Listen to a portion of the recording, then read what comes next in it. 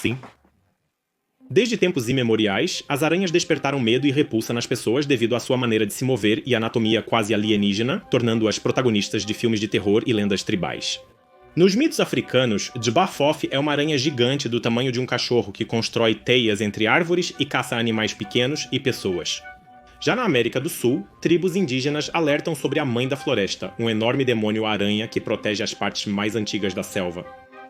Depois de assistir a filmes famosos como Aracnofobia ou ouvir uma lenda dessas, você já se perguntou se monstros assim realmente podem existir? Neste episódio, analisaremos uma série de aranhas gigantes. Vou mostrar para vocês exemplos concretos, e juntos vamos pensar se aranhas do tamanho de um cachorro, de um carro ou de um prédio poderiam realmente existir. E vamos começar mostrando as grandes aranhas que eu tenho aqui. Vou precisar de 1, 2 ou até 3 recipientes. Cada um desses recipientes à minha frente esconde uma aranha grande. E quando digo aranha grande, não estou falando daquelas que podemos encontrar em nossos porões ou florestas, como a aranha doméstica, mas sim de algo mais assim. Sim, isso é uma aranha grande, uma aranha muito grande. Meus queridos, o que vocês estão vendo aqui agora e que ficou um pouco arrepiado é um dos meus maiores aracnídeos. Ui, como ela se encolheu, pobrezinha. E, na verdade, no começo, todo o vídeo era para ser dedicado justamente a essa aranha e a outra, né, que está no recipiente do meio, né, que é ainda um pouco maior. Mas com o tempo pensei que já havia muitos vídeos sobre aranhas grandes e que dava para expandir um pouco esse tema e justamente abordar filmes como Aracnofobia ou aquele famoso aracnídeo congolês de Bafofi. Mas não foge de mim aqui, tá bom? Nossa, como ela faz barulho ao andar? E esse pelinho que vocês veem aqui é a Theraphosa styrmi, uma das 4 espécies conhecidas de aranhas do gênero Theraphosa, também conhecidas como as maiores e mais pesadas aranhas da Terra. Curiosidade: a Theraphosa styrmi é considerada por alguns como a menor entre essas 4 espécies. E se eu fosse ser sincero, esse é basicamente quase o tamanho máximo que as aranhas podem atingir nos nossos tempos. Claro, se a gente for, por exemplo, para a Ásia tropical, lá podemos encontrar uma aranha chamada Heteropoda maxima. E é uma aranha que por muitos é considerada a espécie com a maior envergadura de pernas do mundo. Mas como o corpo em si é pequeno, eu acho que as aranhas do gênero Theraphosa são um exemplo muito mais representativo quando se trata de aranhas grandes. Fiquem tranquilos, na Polônia não encontraremos essas aranhas. Elas ocorrem naturalmente na América do Sul, neste caso na Guiana. Elas são conhecidas por gostarem de chiar, tendo uma fraca capacidade de estridulação, ou seja, de produzir sons. Devido ao seu tamanho, essa aranha se assemelha a um cachorro pequeno. Elas são frequentemente protagonistas de documentários sobre aranhas. E não só isso, né? Porque como se vê, todos esses filmes do tipo Ataque das Aranhas, Aracnofobia e assim por diante também se baseiam em grande parte nos tarântulas, ou seja, na família de aranhas a qual também pertencem as tarântulas Golias. Ei, moça, pra onde você está indo? Ei, ei, ei, ei, ei. Sim, sabe o quê? Eu vou deixar ela entrar no...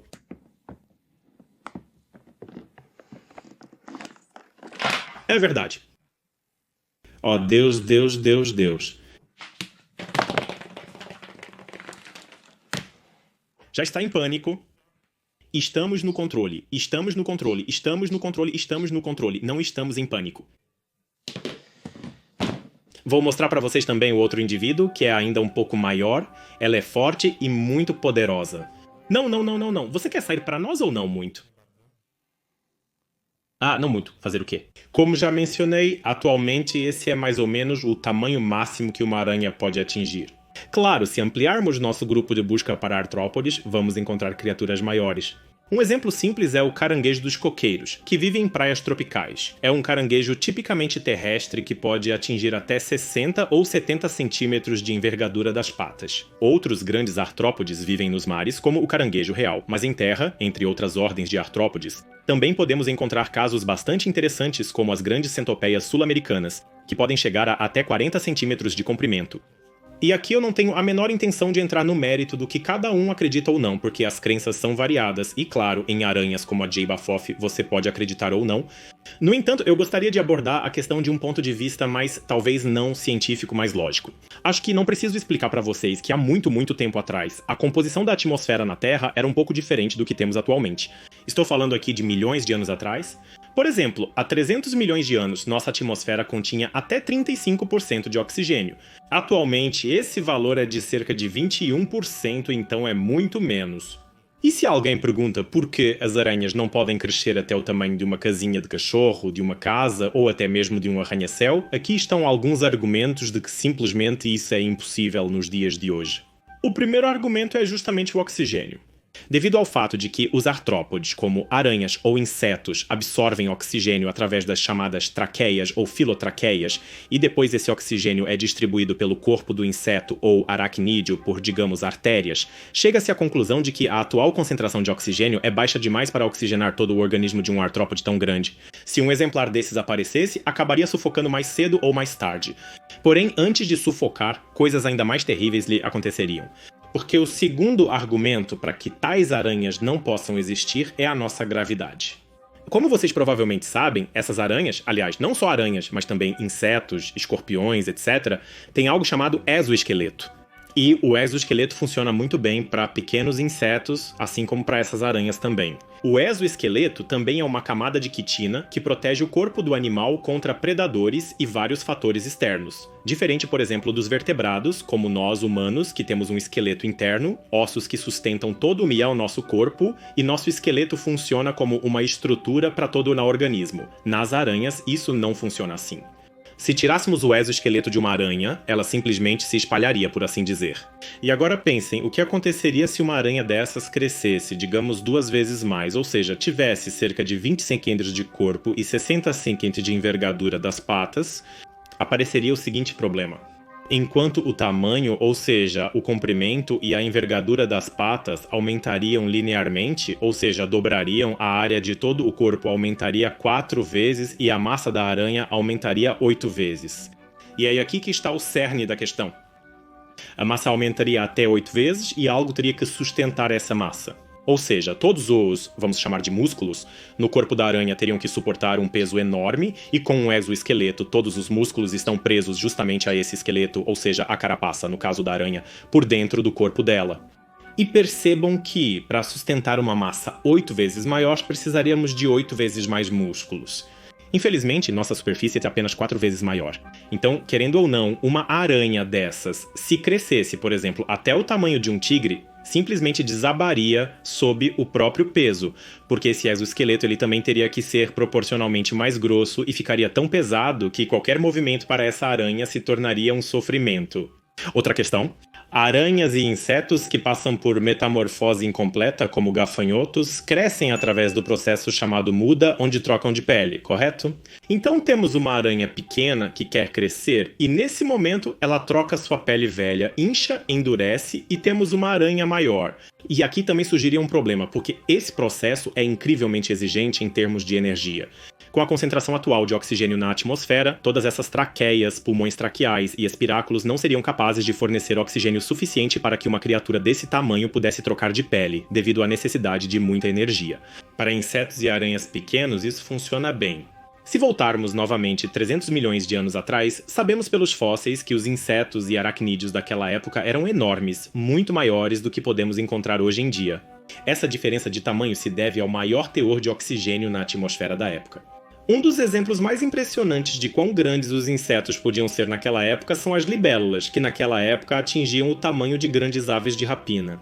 E atualmente, você sabe, né? Resumindo, talvez em alguma floresta do Congo ou do Peru esteja escondida uma aranha gigante em algum oásis ou área inacessível onde há muito oxigênio e onde a gravidade não atua.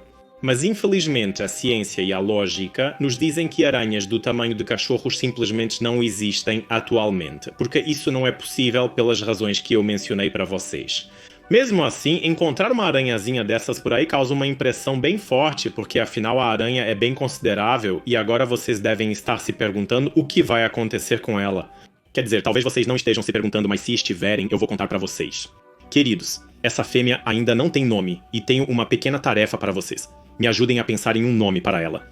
O nome da fêmea será escolhido a partir de sugestões nos comentários. Enquanto isso, amanhã ela já vai para a minha exposição de animais exóticos Oh My God. E sim, vocês vão poder ver e admirar ao vivo essa aranha específica, essa fêmea, na rua São Nicolau 63, perto do mercado. Então, você vai entrar ou não? Olha como ela mexe as patinhas e vai ficar lá permanentemente. Quanto à segunda fêmea, ainda não sei o que vou fazer com ela, mas uma curiosidade é que um macho adulto está vindo para mim. E quando temos uma fêmea adulta como essa e um macho adulto, podemos fazer filhotes com eles. E aqui aparece uma reviravolta bastante interessante. Porque eu gravei esse material literalmente meia hora atrás e quando comecei a editá-lo, o interfone tocou. E aconteceu que chegou um pacote para mim e nesse pacote provavelmente está justamente o macho adulto desta espécie aqui, que está aqui e aqui. Já preparei o recipiente e pensei em abrirmos esse pacote juntos? Vocês também verão como é um macho adulto da Pterophosa ZTIRMI. Vamos fazer isso de um jeito simples.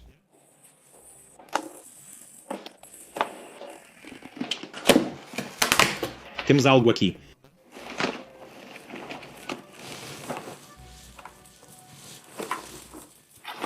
Olha, vou te dizer, tem um recipiente específico para esse macho.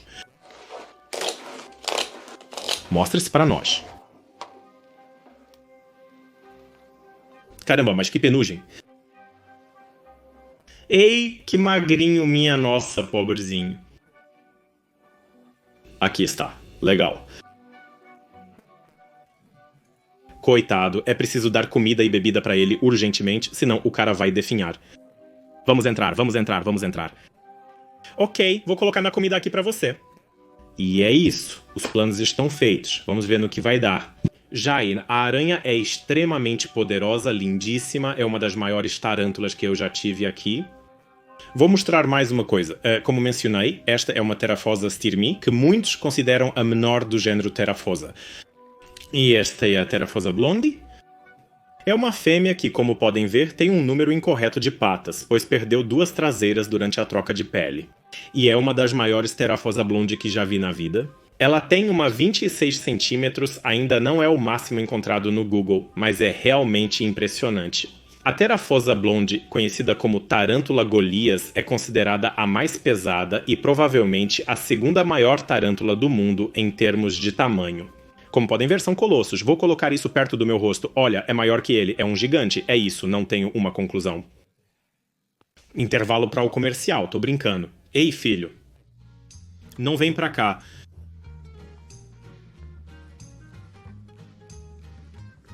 É que a bunda dela tá tão pesada de gravidez que ela simplesmente caiu. Você não pode sair daqui, sabia? Eu preciso te empurrar.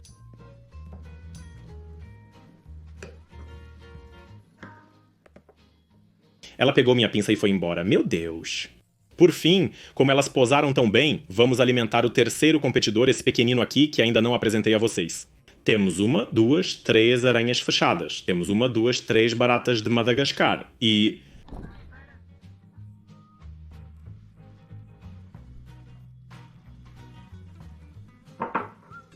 aqui a colega claramente não está com fome. Fazer o quê? Então vamos dar a segunda.